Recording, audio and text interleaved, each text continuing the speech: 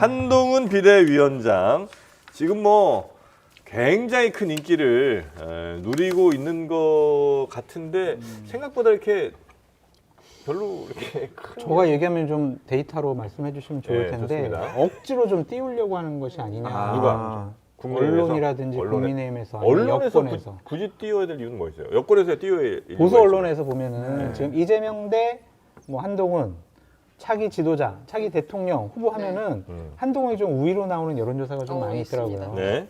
그거는 대단하게 한동훈의 정치적인 역량과 위상을 높여주는 거다라고 말씀을 드리는데 저는 한동훈 비대위 체제에 대해서 상당히 좀 부정적으로 보는 이유가 네.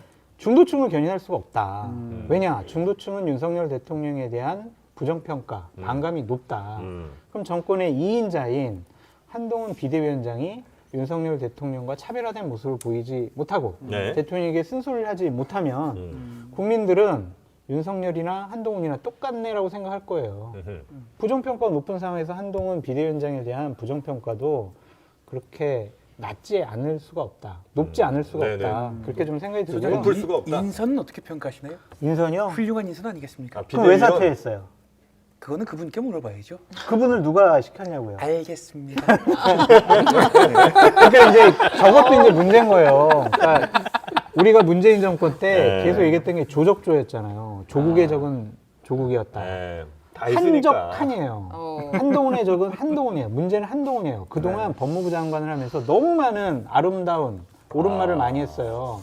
그러니까 예를 들면은 최광욱 전 의원이 했던 암컷 발언 있잖아요. 네. 그것에 대해서 한동훈 법무부 장관이 뭐라고 했냐면 혐오 발언은 공론의 장에서 퇴출시키는 것이 전 세계적인 추세다라고 얘기를 했어요. 그건 맞는 말이죠. 맞죠? 네. 노인들 빨리 돌아가시라 이거 혐오 발언 아니에요? 이런 사람은 국민의힘 집권여당의 지도부로 임명을 하잖아요. 약간 좀 웃으면서 했잖아요. 네네. 아니, 뭘 근데- 웃으면? 아니 그거 더 그거 잘못한 발언해. 건데 사과를 하기로 했고 어쨌든 빨리 사퇴 당했잖아요. 경우가 아니죠. 3일 만에? 그게 빠른 거예요? 사퇴를 한 게 어딥니까 지금 사퇴는 중요한 시그널인데 저희 지금 말씀드리면 제가 다른 방송에서도 여러 번 얘기했는데 네. 한동훈 장관은 이번에 등판 안 하면 좋겠다 개인적으로. 등판을 안 이미 했잖아요. 아니 그러니까 그 등판하기 전에 나도. 비대위원장 되기 전에 동감이었어. 한동훈은 개인적인 매력과 잠재력이 굉장히 있는데 지금 이번 총선은 한동훈이 자신의 장점을 발휘하기에 최악의 장소다.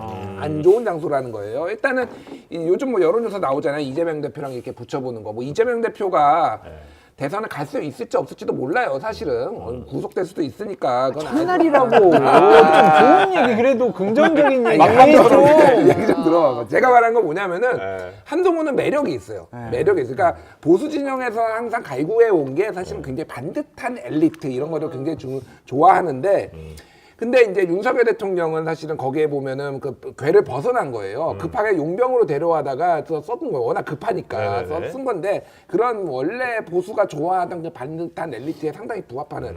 그리고 본인이 아젠다가 있어요. 뭐 네네네네. 이를테면 이민청이라든지 막 이런 것들은 근데 총선에서는 다 무용지물이야 그게. 그럼 이민청 얘기 많이 했는데 별로 이렇게 이슈가 안 되는 뭐 거예요. 뭐 어찌 됐든 그거는 아니 그거에 대한 강력한 추진 의지를 밝히기 위해서 그것을 법안을 발의한 사람을 비서실장 시킨 거 아니겠습니까? 장동영 저기? 의원이요? 누구? 장동혁? 아니.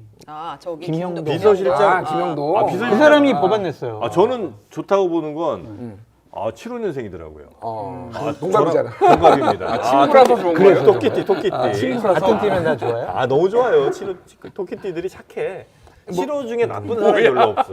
어쨌든 좀 짧게 좀 정리해서 말씀드리면은 굉장히 안 좋은 전장에서 본인이 차별화를 하기도 어려운 전장으로 들어와서 지금 할 거고 결국은 황교안의 길을 갈 거냐 안 갈 거냐가 관건이 될 것 같아요. 황교안의 길을 황교안이 2019년 12월까지만 하더라도 대선 후보 지지도 1위였습니다. 그때. 그랬나요? 예, 30%에서 40% 찍었어요. 황교안이. 그렇게 나왔어요? 그런데 어마어마했죠. 그 분위기가 확 바뀌면서 총선 치르면서 지금은 그 부정선거 음모론 계속 주장하시는 본인도 믿어지지가 않는 거야 아직도 부정선거가 지금. 예전 생각 많이 나시죠, 황교안 예, 대표님? 팩트만 얘기를 하세요. 이번에 출마하시니까? 예, 부정선거를 막기 위해 한동훈 비대 길어야 3개월입니다. 출마합니까? 너무 아까우시군요. 개인적으로 좀 아깝습니다. 예. 그래서 제가 불출마한 거 아니겠습니까? 그 부분은 어떻게 평가하시나요? 불출마는 쉽게 얘기하면 아무런 울림이 없고요. 예를 들면 3선 의원, 4선 의원이 불출마하는 거야 의미가 있는데 해보지도 않은 사람이 저 포도는 쉴 거야 뭐 이렇게 아니 그리고 얘기하면서. 내년 총선 전망이 국민의힘에게 되게 좋아. 네. 그래서 어디 가나 것 당선될 수 같아. 있어.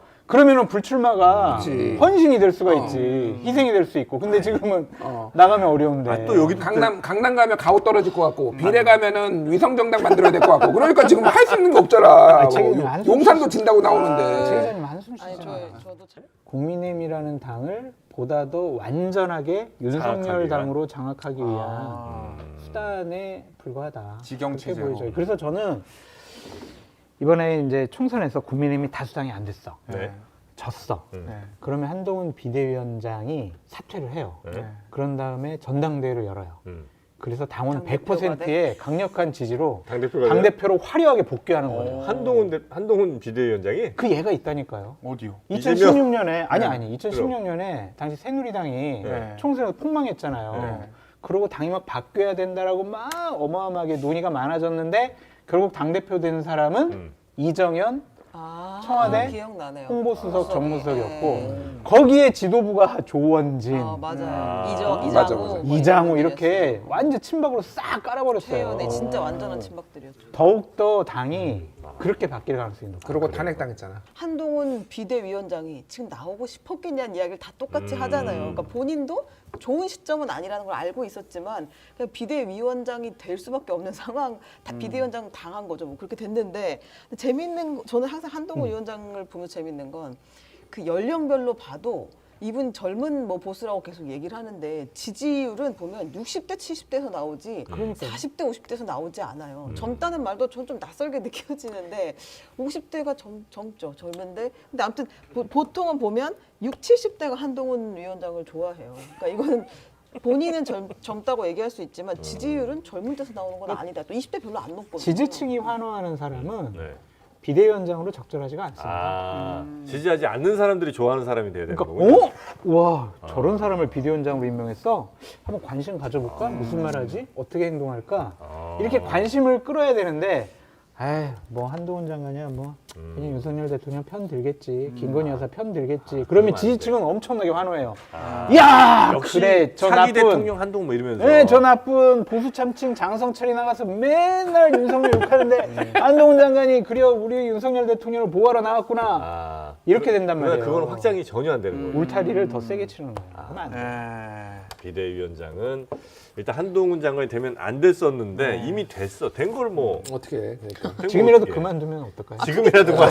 그만두면 새로운 비대위를 꾸리는 결론적으로 그래서 한동훈 장관은 국힘에는 하여튼 결론적으로 득되지 않았다. 외연 확장에는 실패했다. 조금 어려운 사람이 아닌가라는 좀 생각이 들고 네. 한동훈 리스크 때문에 내년 총선이 어려워질 수 있다고 봐요. 유일하게 좀 플러스가 되려면 한동훈 장관이 일단 윤석열 대통령과 이걸 좀 끊어내야 되고 예. 그 다음에 야당과 뭐 특검이라든지 이런 문제에 대해서 좀 받아들이는 다른 얘기를 하고 그렇게 그래야 하면 되고 조금은 플러스 된다. 플러스 되는데 뭐 그렇게 못할 거니까 그거는 가정할 필요가 없을 것 같고 한동훈 장관, 한동훈 비대위원장 두 가지 리스크가 있다고 봐요. 저는. 그러니까 지금 오로지 한동훈만 보고 있잖아요. 네. 개인적인 어떠한 실수, 하나 특히 터지면 말 실수라든지 또 이제 뭐 자녀 네. 여러 가지 뭐 입시 뭐 아직은 의혹과 뭐 관련해서 없지만, 새로운 사실들이 막 나와서 한동훈 장관을 직접 공격을 하기 시작을 하면 음. 당은 그거 방어하느라고 정신 없을 거거든요. 그럼 미래를 얘기할 수가 없고 또 하나는 비대위원들도 정치 안 해본 분들이 많거든요. 네네네. 정치적인 용어에 대해서 네. 자기의 얘기를 가감없이 하다가는 서로에 휩싸일 수 있거든요. 그러면은 총선에 상당히 악영향을 끼칠 수밖에 없겠죠. 그래서 그건 그럴 것 같아요, 진짜. 네. 왜냐면 이제 워낙 의지하는 바가 크니까 맞아요. 거기서 살짝만 스크래치 생겨도 전체적으로 악영향을 좀 받을 것 같아요. 그렇다고 그냥 뭐 당의 입장을 따르겠습니다. 당과 상의해 보겠습니다. 그런 저희 건 또 재미없죠. 신중하게 여러 가지 안 검토해 되지. 보겠습니다. 한동훈 스타일 아니지. 아니잖아요. 네. 그러니까 딜레마에 빠져 있을 거예요. 어려워요.